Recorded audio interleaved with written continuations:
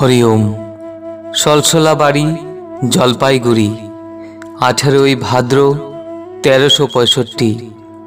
পরম কল্যাণ ভাজনেষু স্নেহের বাবা, প্রাণ ভরা স্নেহ ও আশিস জানিও। প্রাতে আলিপুর দুয়ারে একদল দীক্ষার্থীকে দীক্ষা দিয়া বেলা 12টায় সলসলাবাড়ি পৌঁছে আছি।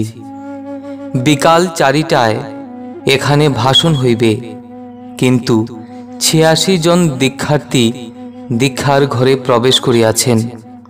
তাই তাহাদের প্রয়োজন মিটাইয়া বেলা 3:15টায় এই পত্র লিখিতেছি।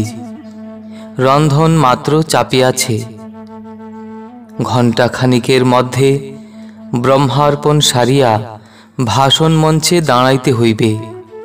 অবশ্য পর্জন্যদেব বর্ষণ না করিলেই ভাষণ সম্ভব হইবে। কাল রাত্রি 11টা হইতে কিছুক্ষণ পরে পরেই বর্ষণ চলিতেছে। আজ প্রাতে ও দুপুরে খুব কয়েক কিস্তি বর্ষণ হইয়া গেল। সাধনা এই জন্যই বলিতেছিল যে এত প্রাকৃতিক বিপর্যয়ের মধ্য দিয়া একটা ভ্রমণ চালানো বড়ই কঠিন। সত্যই কঠিন, কিন্তু আমরা তো বসিয়া থাকিবার জন্য জন্মগ্রহণ করি নাই।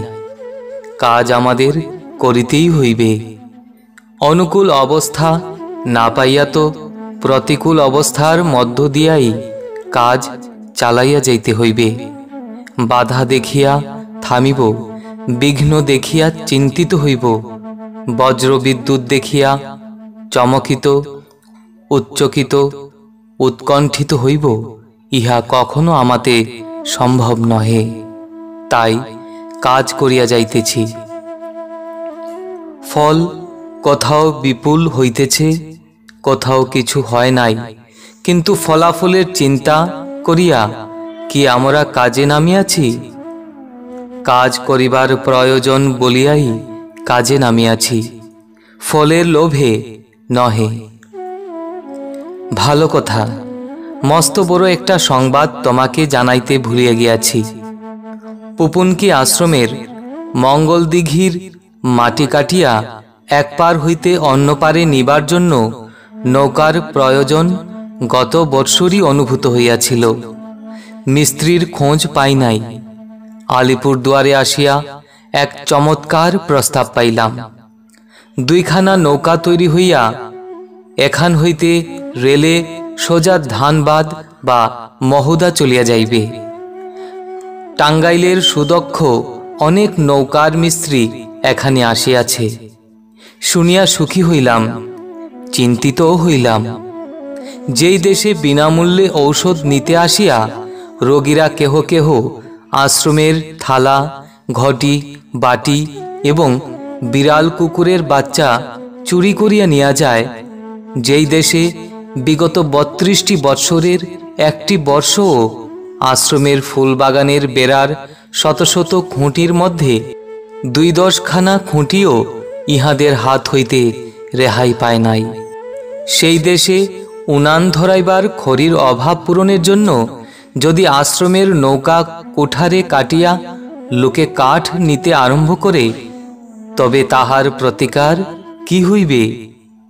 অনেক ক্ষেত্রে মানুষের চৌর্য প্রবৃত্তি অভাব হইতে সৃষ্ট হয়, কিন্তু কোনো কোনো ক্ষেত্রে চৌর্য প্রবৃত্তি একটা মানসিক ব্যাধিও। অভাব নাই তবু চুরি করে, ইহা মনের রোগের লক্ষণ। যে পরিমাণ পরিশ্রম করিলে স্বাভাবিক নিয়মেই অভাব দূর হইতে পারে, তার 10 গুণ পরিশ্রম করিতে হইলে চুরি করিয়াই বস্তু সংগ্রহ করিতে হইবে। ইহাও মানসিক অসুস্থতার পরিচায়ক। একবার আমি মৌনী অবস্থায় পুপুনকি হইতে কলিকাতা রওনা হইয়াছিলাম। আমি যে কিছুদিনের জন্য চলিয়া যাইতেছি, এই সংবাদ লোকেরা আগেই জানিয়াছিল।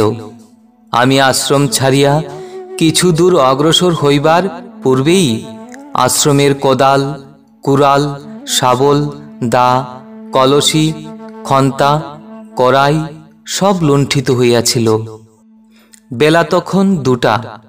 বৈশাখ মাসের প্রচণ্ড দিবালোকে লজ্জাহীন সাহসে এই অপকার্য অনুষ্ঠিত হইয়াছিল। রাগ করি নাই, কিন্তু দুঃখবোধ হইয়াছিল। বারাণসীর গান্ডীব পত্রিকায় একটি চমৎকার সংবাদ বাহির হইয়াছে। পাতিয়ালাতে স্বাধীনতা দিবসে একটি সততা পরীক্ষার দোকান খোলা হইয়াছিল। 500 টাকার মালে দোকান সাজাইয়া জনসাধারণকে অনুরোধ করা হইয়াছিল যে তাহারা যেন নির্দিষ্ট বাক্সে টাকা রাখিয়া যার যার পছন্দ মতো জিনিস কিনিয়া নেন। দোকানে কোনো বিক্রেতা উপস্থিত ছিলেন না। সারাদিন ছাত্র, শিক্ষক, উকিল, মোক্তার, ব্যবসায়ী ও দালালের ভিড় দেখা গেল। সন্ধ্যার পরে বাক্স খুলিয়া দেখা গেল মাত্র 45টি টাকা সেখানে পড়িয়াছে।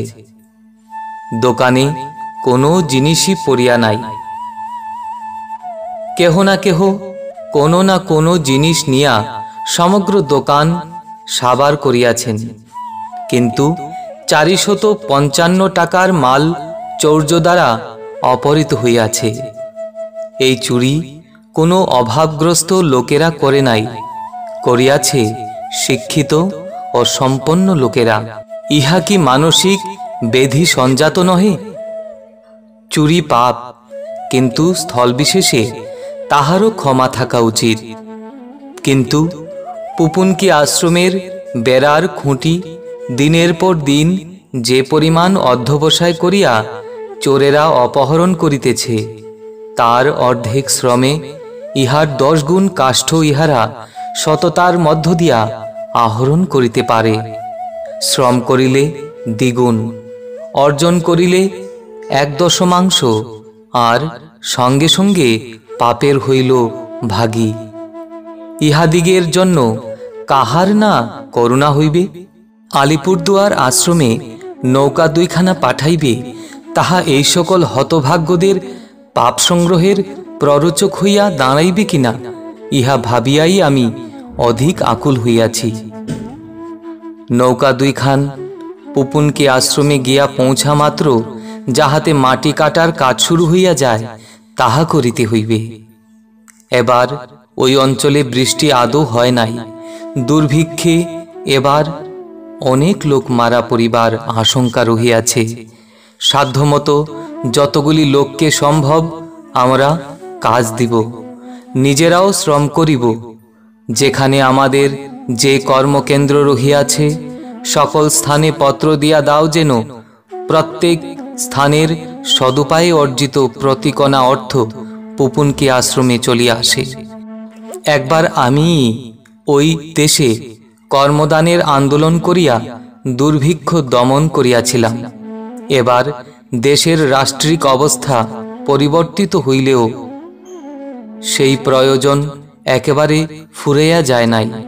দেশে দুর্ভিক্ষ আসিলে ভিক্ষা বিতরণের দ্বারা নহে, কর্মক্ষমকে কর্ম দিয়াই যে তাহা নিবারণ করিতে হয়।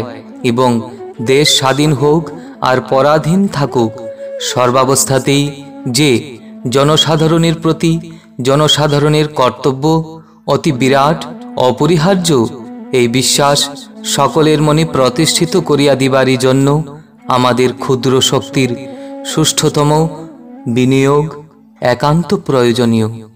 প্রেমহীন হইলে তোমরা আমার এই কথার প্রকৃত তাৎপর্য উপলব্ধি করিতে পারিবে না।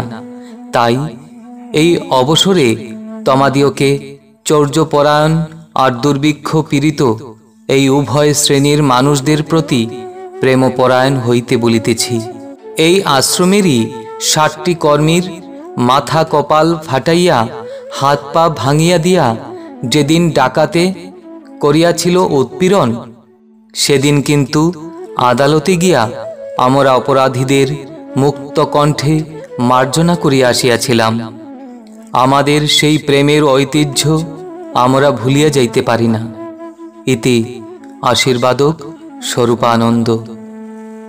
অখণ্ডমণ্ডলেশ্বর শ্রী শ্রী স্বামী স্বরূপানন্দ পরমহংসদেব, ধৃতং প্রেমনা, 6ষ্ঠ খণ্ড, পত্র 55। হরি ওম।